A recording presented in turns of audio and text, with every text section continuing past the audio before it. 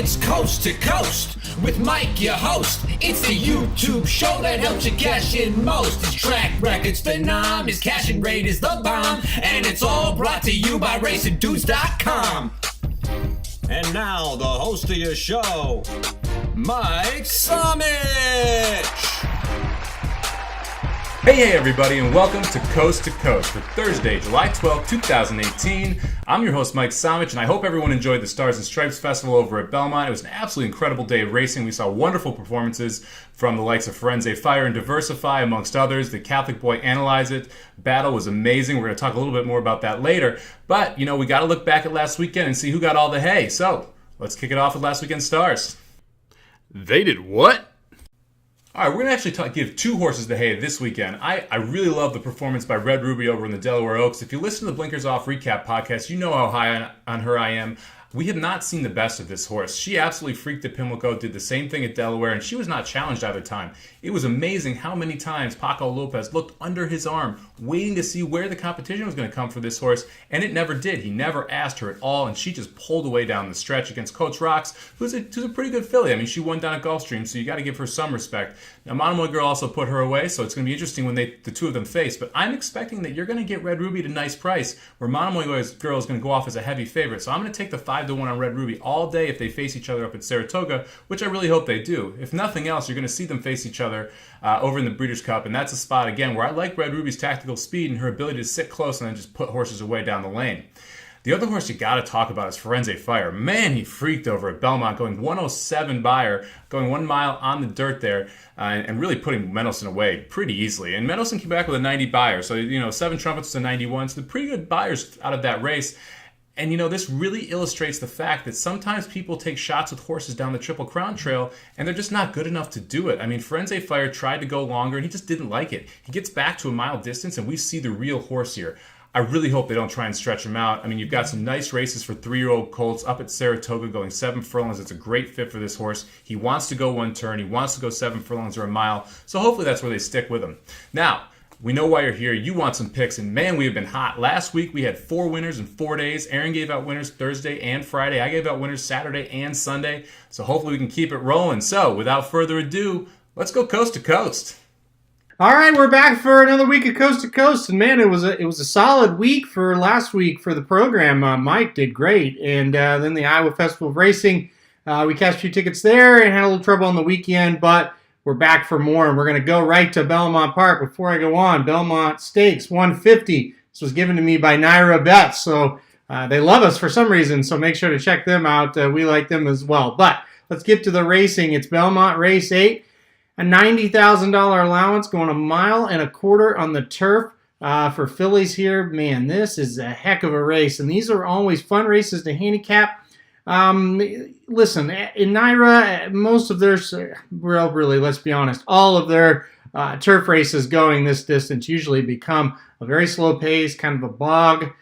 Horses are just kind of all bunched together, and that's how I see this race going as well, especially the fact there's really not a true speed horse in this race.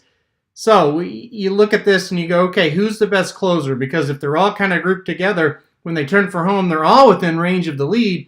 So who's going to have that biggest kick? And really the horse that's proven to have that biggest kick is the Chad Brown entry. Big surprise, Silver Shaker. This horse has a nice turn of foot.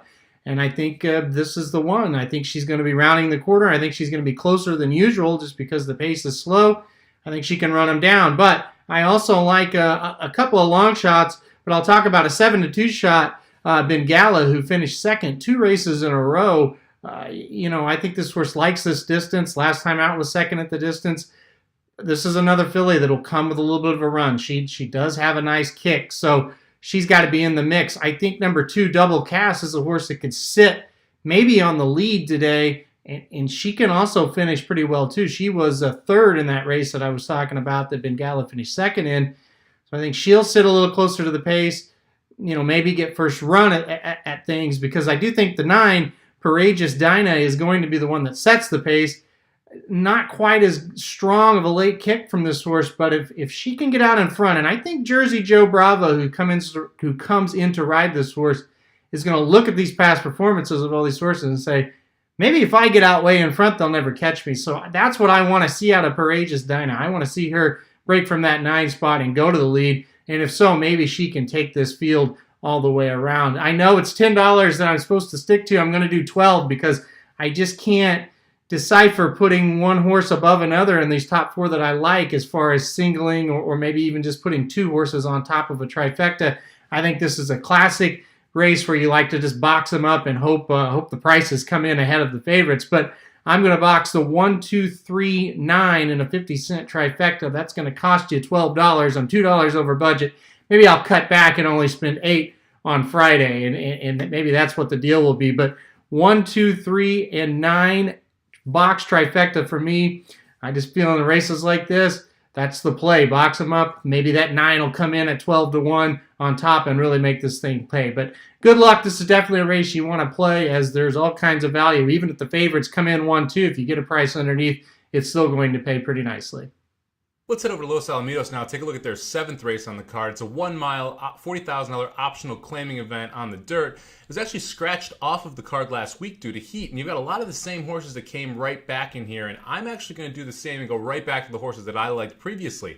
So for my top pick, I'm going to go with the 6-horse Aquila. Love who this horse has been facing. So if you look in the last 2 races, it's faced Axeman, Calixman, Bolt d'Oro, and McKinsey. That's a lot better class than what it's going to be facing today. And you'll note that the horse actually sold for $685,000. You've got a really big-time purchase here that has shown some talent with that 88 buyer breaking its maiden 3 back. So I'm going to put Aquila on top. For my second place horse, I'm going to go to the inside and look at Avante Bello, the 2-horse. I picked this horse last week. Last time it was at this level where you have a conditioned claimers around how much money the horse has made. It absolutely freaked at Los Alamitos going a mile. So same conditions, same racetrack, same distance, won the race. So I'm going to keep that horse in second place here and play the 2, Avante Bello, for second. For third, I'm going to go to the 5-horse Taplandia. Taplandia showed some speed a couple back and has actually won at this distance. Likes Los Alamitos, is 1-for-1 over the track as well. I think this is going to be your speed here, and I think that's going to give it an advantage and able to kind of hold on for the minor awards. For fourth, I guess you got to go to Ike. I think Ike's going to be a pretty heavy favorite here. He'll be 6-5, 7-5. It makes a ton of sense, to be totally honest. I just think it's worth trying to beat. I don't love the fact that last time out was a 6-furlong race, but it was most likely just a condition to get him ready to go a little bit longer. Just interesting to find him here in this spot, especially after running in the Northern Spur, running a very good number there, facing Matoli earlier this year. I'm just a little confused as to why the horse is here, and I think that you're going to end up seeing 6-5 or 7-5, and I don't want to eat the chalk when I think that this is actually a really competitive field. I wouldn't try and talk anyone off hitting the all button here, but personally, I do have a pretty solid opinion. I think the 6-horse Aquila is the best horse. And I'm going to take a page out of Aaron's book because of that. I'm just going to fire a $10 win wager on the 6. Hope that I can get 9-2, which I think is a great price here, especially with that class that he's been facing. And hopefully we can get him home into the winner's circle. From a multi-race exotics perspective, I'm probably going to just take a stand against Ike and play the 2-5-6. See if we can get one of these prices home. And I think beating Ike will add a ton of value in both the pick 4 and the pick 5. Probably not a bad idea if you have the extra money to just throw him in there so he doesn't beat you. But I'm going to try and take a stand against him here in some level and try and get some value into those multi-race exotics. Thanks for watching, everybody. Really appreciate it. It was a huge week last week. You got Blinkers Off coming out tomorrow. Make sure you check out that podcast with all of Aaron and Jared's picks for the weekend. Make sure you're following me at Samobomb18 on Twitter. I'll put up the Pod Wars picks on Saturday. We killed it last week. We had 4 exactas in 6 races. I had 4 of 8 on top. Make sure you check out those picks. Hopefully you made some money last week. Hopefully we can make some money this week again. And we got some big races from Indiana down, so we're going to have Aaron on Coast to Coast all week as well. He's our man in the Midwest, so he knows what to do out there. Thanks for watching, everybody. We'll be back tomorrow. Thanks for watching Coast to Coast, brought to you by RacingDudes.com. I've been your host, Mike Somich. You can follow me at Samobomb18 on Twitter, and you can follow the Racing Dudes at Racing_Dudes. Make sure to check out the Blinkers Off podcast, available on Apple, iTunes, Stitcher, and where you get your favorite podcasts. Don't forget to check out RacingDudes.com for all the previews and race reviews every single week.